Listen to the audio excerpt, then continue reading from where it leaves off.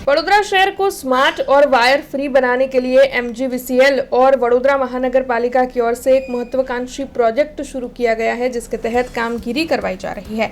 Gujarat wire free city mission के तहत शहर की ओवरहेड बिजली लाइनों को जमीन के नीचे उतारने की कामगिरी तेजी से आगे बढ़ाई जा रही है। इस प्रोजेक्ट के पूर्ण होने के बाद शहर में और ज्यादा सुरक्षित, विश्वसनीय और साथ ही अविरत बिजली का पुरवठा उपलब्ध होगा और साथ ही वडोदरा शहर के सौंदर्य में भी इजाफा होगा। तब आपको बता दें कि वडोदरा शहर में कुल 1700 सर्किट किलोमीटर के एचटी नेटवर्क में से 1391 सर्किट किलोमीटर अंडरग्राउंड हो चुके हैं, जबकि बाकी 309 सर्किट किलोमीटर का काम दिसंबर 2026 तक पूर्ण करने का आयोजन है। ऐसे में आपको ये भी बता दें कि 2060 करोड़ रुपयों के खर्च पर इस प्रोजेक्ट को अमलीकरण में लाया जा रहा है। तब आपको बता दें कि इसके तहत जो है वडोदरा शहर में लोगों की सलामती में इजाफा होगा और साथ ही वडोदरा आधुनिक वायर फ्री शहर के तौर पर विकसित होगा। ऐसे में इस बारे में ज्यादा जानकारी एमजीवीसीएल के एडिशनल चीफ इंजीनियर ડીવી પટેલ की ओर से दी गई है। આપણે જાણીએ છીએ કે હમણાં જ તાજેતરમાં ગુજરાત સરકારે વાયર ફ્રી સિટી એ રીતના મિશન હેઠળ એક મહત્વાકાંક્ષી પ્રોજેક્ટ જાહેર કર્યો છે। આ પ્રોજેક્ટ અંદર જે એમજીવીસીએલ અથવા તો જે પણ વીજ કંપનીઓ છે એમનું જે નેટવર્ક છે, જે ઓવરહેડ નેટવર્ક છે, એને અંડરગ્રાઉન્ડ કરવા માટેનું આખી પ્રોજેક્ટ છે। તો આ પ્રોજેક્ટ એટલા માટે મહત્વપૂર્ણ બને છે કે જે આપણી ઓવરહેડ લાઈનો છે એ જો એને અંડરગ્રાઉન્ડ કરવામાં આવે તો એક તો નાગરિકોની સેફટી જે છે, જે ઇલેક્ટ્રિકલ એક્સિડન્ટ્સ થતા હોય કે તો એમાં એક સૌથી મોટો આપણને ફાયદો છે। બીજું કે આપણે જ્યારે મેટ્રો સિટી અને સ્માર્ટ સિટીઝની વાત કરીએ છીએ તો અંડરગ્રાઉન્ડ નેટવર્ક થવાથી એની જે બ્યુટિફિકેશન છે એમાં પણ વધારો થાય છે। ત્રીજું કે જે મેન્ટેનન્સની કામગીરી અમારે જે કરવાની થતી એમાં પણ નોંધપાત્ર ઘટાડો થશે।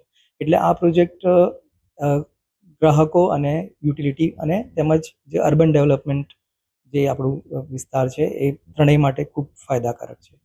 તો આ પ્રોજેક્ટમાં એમજીવીસીએલમાં વડોદરા શહેરનું પસંદગી કરવામાં આવી છે। વડોદરા શહેરમાં આપણે જોઈએ તો જે 1700 કિલોમીટરનું જે અમારું હાઈ ટેન્શન નેટવર્ક કહેવાય, જે 11 કેવીની લાઈન કહેવાય, 1700 કિલોમીટર જે છે એમાંથી 80% જેટલી તો ઓલરેડી આપણે અંડરગ્રાઉન્ડ કરી ચૂક્યા છે। 20% જેટલું કામગીરી જે બાકી છે એ આ પ્રોજેક્ટ હેઠળ આપણે કરીશું। એ 20% જે છે એમાં લગભગ 300 સર્કિટ કિલોમીટર જેટલું કામ અમારે કરવાનું છે। તો એ અમે આવનારા ડિસેમ્બર મહિના સુધીમાં, એટલે ડિસેમ્બર 26 સુધીમાં પૂરું કરી દઈશું। એમાં લગભગ 60 થી 70 કરોડ રૂપિયાનો ખર્ચો આપણે અંદાજિત કર્યો છે। બાકી વાત રહી જે એલટી નેટવર્ક છે, જે આપણી સોસાયટીઓ કે આપણા ઘરો સુધી જે નેટવર્ક આપણને વીજ પુરવઠો પહોંચાડે છે, એ આપણું ખાસું એમાં મોટું નેટવર્ક છે।